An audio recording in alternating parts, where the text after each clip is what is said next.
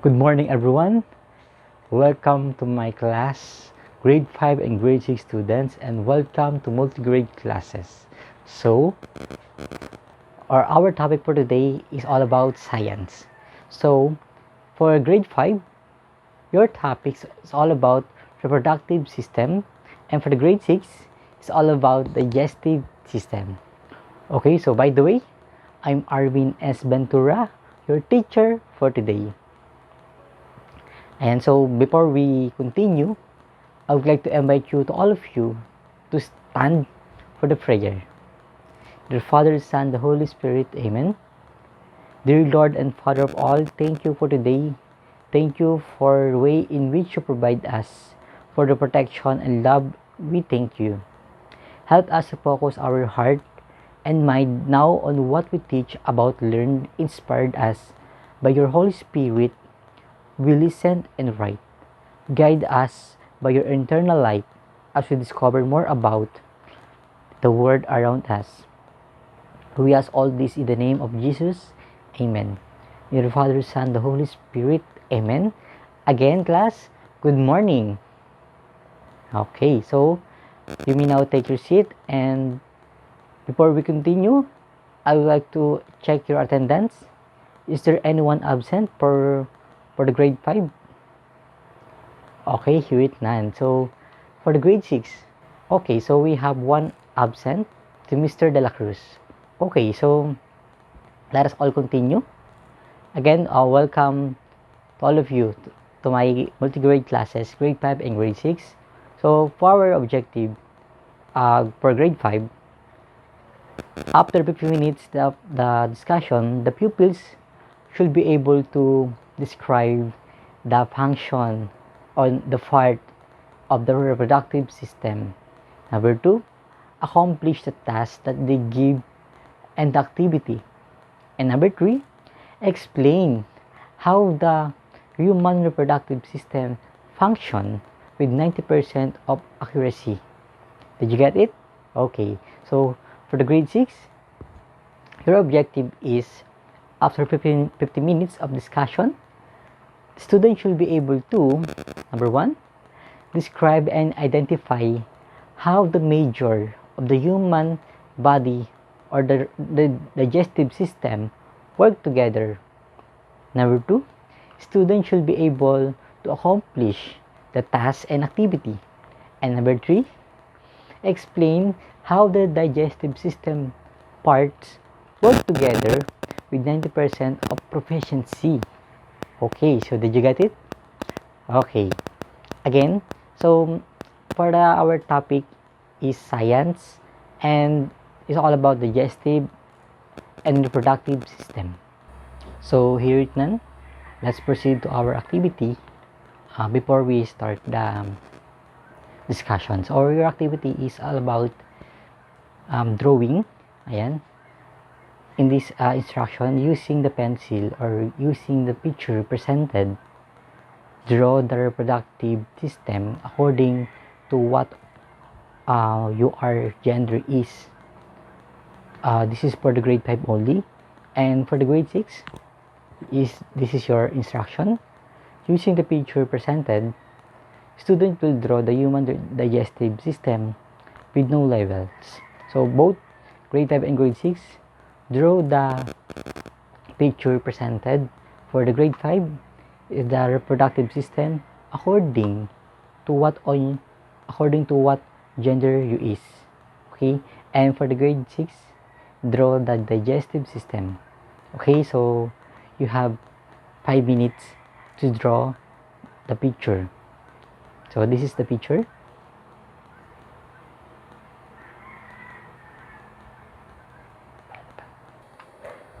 Okay, so here it none. I guess the grade 5 pupils are already done doing their activity. While waiting the grade 6, I will discuss first the reproductive system for the grade 5 students. Okay? Okay, so grade 6, be quiet and listen if you want. Okay? So first is, what is reproductive system? So reproductive system is a fundamental of biological process of which organism produce its own kind of offspring. Reproductive ensure the continuously of life in Earth. The reproductive system is organ which is an organism which work together both for the male and female for the purpose of reproduction.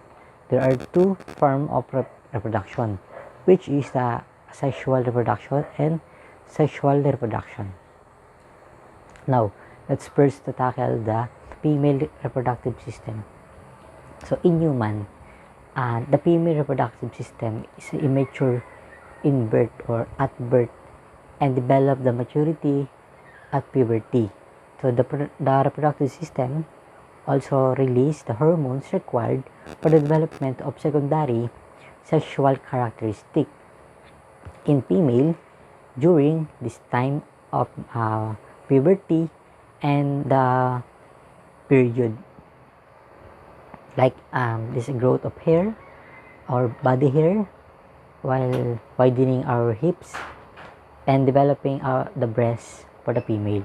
And also the female reproductive system is mainly consists of the pair of ovaries, the pair of fallopian tubes, uterus, cervix, and vagina.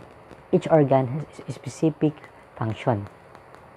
Now let's focus on the function of the parts and function of a female reproductive system.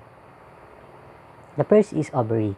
So the ovary, this is the process or the female produce the reproductive cell called egg or ovum or plural ova. Now let's talk about the fallopian tube.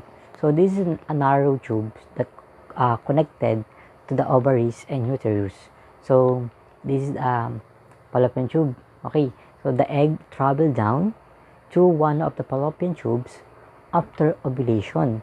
The sperm travel up to fallopian tubes after contract or after the doing contract between female and male. Okay, so the fusing of the male and the female reproductive system are called now or also known as fertilization. So this is the process for the baby process, and it's take a place to the fallopian tubes.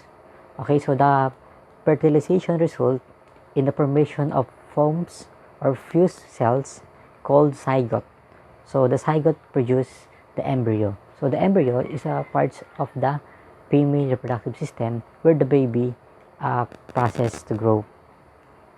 Now let's move to the uterus. So the uterus is a muscular organ that nourishes and houses the developing embryo. So this the uterus is the main embryo for the baby or for the cell Okay, the next is the cervix. So it is a lower narrow parts of uterus that form the canal between the uterus and vagina. So in other words, the cervix is the main gate. Now and the last is the vagina. So in the passageway, the leading from the uterus of the outside of the female body, it is called the birth canal. So the developing fetus comes out through the opening. So aside from the functions in reproduction, it is all play the role the menstrual cycle, wherein the blood from the uterus is released through the vagina. So next is the male reproductive system. So the reproductive system of male, it releases hormones required for the development of secondary sexual characteristic during puberty in male. So this include the growth of body and hair, so facial hair, body hair, and so on. And also this is where the heavy body of the male and the bone structure, deepening the voice in our vocal cords. Okay, so it is also responsible for the production of male reproduction cell known as sperm. So the main organ of the male reproductive system are penis, scrotum, testes, prostate gland. Okay, so we have 4 main parts of the male reproductive system, which with the important function in everyday lives of male.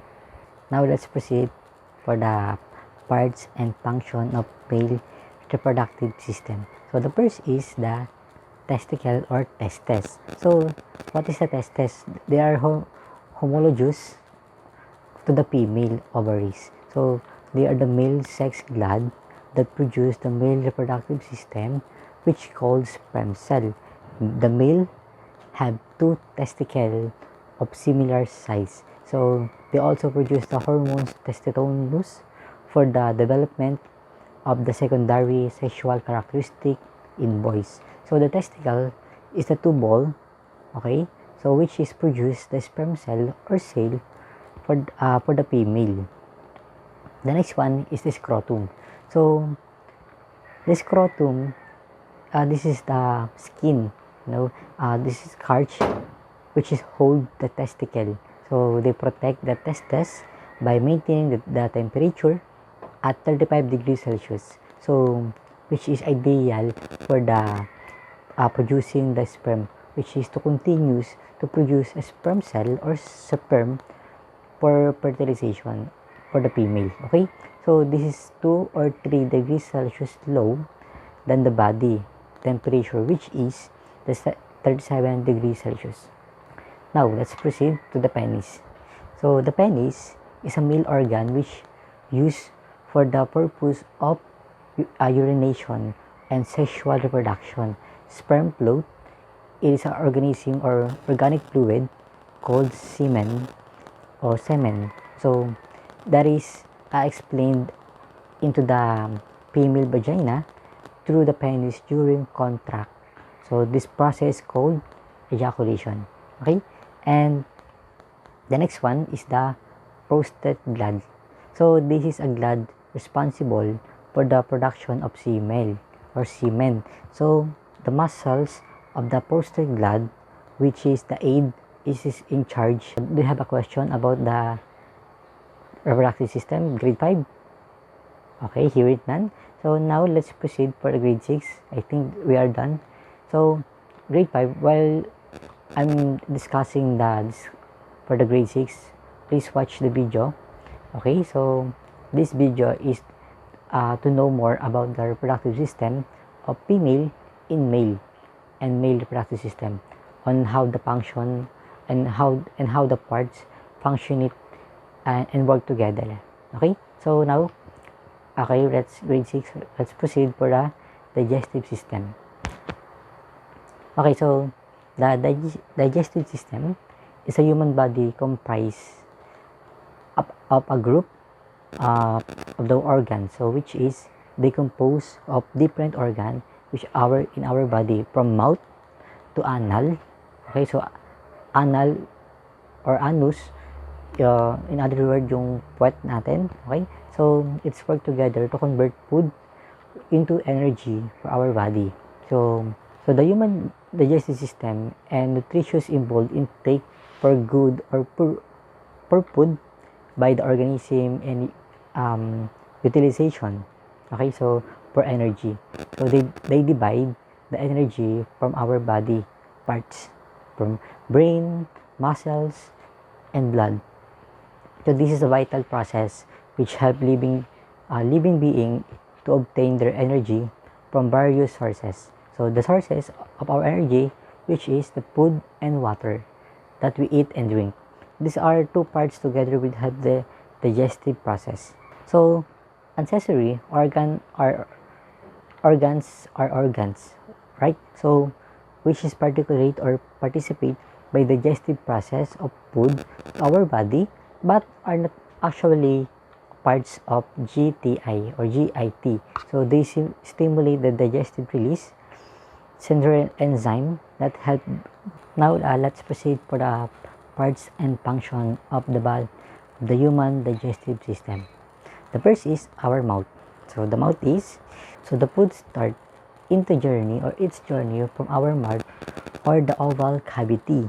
They are the many organs or other organs that contribute to digestion process, including teeth, saliva, blood, and tongue. So teeth are designed for the digging the food particles into small. Okay, so next part is the pharynx. What is the pharynx? The pharynx is the piblomuscus or piblomuscular Y shape in our neck. So the tubes, okay, so attract the terminal end of the mouth. So this determines. So also it's mainly involved in the passage of chew, crushing food from the mouth through the esophagus. Okay, so the next one is the esophagus. So the esophagus is a muscular tube that connected in pharynx, so which is part of the upper section of gastrointestinal tract or GIT. So it supply swallow food along with the length. So this is a esophagus. Okay? And next is stomach. So stomach, yung chan natin. So in several and muscular bag which situated toward the left sides of our abdominal cavity. Okay, the stomach also produces digestive enzyme and hydrochloric acid, okay, that maintain the process of digestion. The next one is the digestive enzyme. So there are the group of enzyme in our body, especially in our digestive system, which is functioned by breaking down the polymeric macromolecules like bipolymers into the small and simplest subtraction of food and divided into the energy that we want for our body. The main function of hyaluronic acid is to kill the bacteria, microbacteria, and also the bacteria that containing to the food that we eat. Okay, the next one is the small intestine. So the small intestine, or the smallest intestine, or tiny, okay, or thin. So long tube about 10 feet. So 10 feet in our stomach, and parts of the long lower gastrointestinal or GIT. So it's present just behind the stomach and acquire the maximum area of abdominal cavity, large intestine. So this is a trick, okay? The long tube measuring around 5 feet, okay? Remember, the small intestines is around 10 feet, while the large intestine is around 5 feet only length, okay? It is a present just beating the stomach and wrap over the superior and lateral edge of the small intestine. So it is absorb water and consists of bacteria, which is called symbiotic, okay, that support the breakdown of the food of the waste to flesh into small nutrients. And the next is the rectum. So what is the process of the passage in the end of the large intestine called the rectum, and the eliminate of the body solid matter called stool. Okay, so it is a storage the certum of semi solid phases in the later exit. Okay, so hearing time, do you have questions? Okay, so I think you have no questions. Okay, so now let's proceed to our activity grade 5 and grade 6. Okay, so let's prepare yourself, your paper, pencil, and notebook for our activity that for our topic for today. Okay, did you clear ba? Okay, so I hope you learned something about in my discussion. Now let's proceed to our activity, and this activity will reflect on what you understand to my discussion about the reproductive system and digestive system. Okay. So the first activity, this activity is to measure your understanding about you learn in my discussion. So for the grade 6, for the grade 5 students, this is your activity. So label the parts of the human and male reproductive system. So your drawing before, you will be label it, okay, so according to the parts of the reproductive system.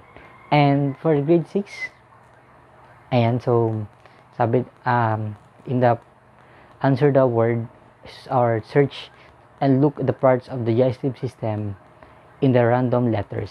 Okay, so using your drawing before, label it according the parts of it. Okay, so you have 5 minutes. Ayan, so I think 5 minutes to do your activity. Okay, so if you have a question, just raise your hands and I will answer it. Okay, so take your time. Okay, so I think you are done to your activity. Yes, so now let us proceed to your group activity. Okay, to our group for the grade 5 students. Here is your activity. Okay, so as you look at the picture or the activity, so we have a description, and beside or the right side, the structure and terms. So you will answer the or identify what part the description is. Okay, so we have A, B, C, D, E, and F for the male, and for the female, here is the activity again. So we have A, B, C, D, E, and F. So you have 6 category or letter that will choose to identify the description in the activity. Okay, so both of those activity will do. Okay, here in none. So now let's proceed to group activity for the grade 6. Now grade 6 students, you will proceed for the experiment. In the instruction, okay, students will be divided into 5 groups, and each group made an experiment about the digestive system, on how the digestive system work and its part. Okay, and after doing the experiment, you will answer the following questions. So this is the questions. What did you observe while doing the activity? Number 2, explain how the small intestine work. Number 3, what is the difference between small intestines and large intestines? And number 4, what did you feel while doing this activity? And number 5, share your thoughts about the activity. Okay, so do you have the questions? Okay, hearing none. So you have 15 minutes to finish your activity.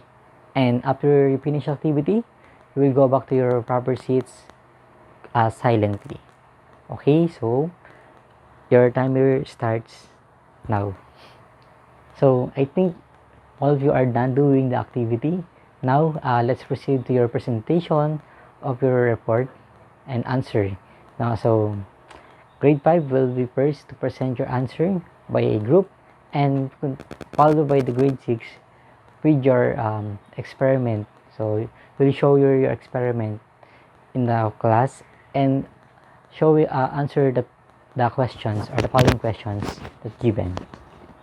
Okay, so after the presentation, you will be able to answer the evaluation. So your evaluation will be sent through Google Form, and also your assignment. So this is your assignment for grade 5. So your assignment will be, okay, it is a sentence. Okay, I mean, you will complete the sentence below, and you need to choose the right word according to what they need or to complete the sentence. And for the grade 6, you need to draw the digestive system with label and colors. Okay, so it's your choice what you're doing, or what strategy that you need to accomplish your assignments, especially in grade 5 and grade 6. So, and tomorrow will be answer your activity or your assignments, and the grade 6 will be pass your drawing. Okay, so again, thank you for listening. This is your teacher Arvin Ventura, your teacher in grade 6 for multi-grade classes. And thank you for grade 5 students and grade 6 students to come and join me for the class of for the classes. And thank you for listening, guys, and see you tomorrow. Bye bye.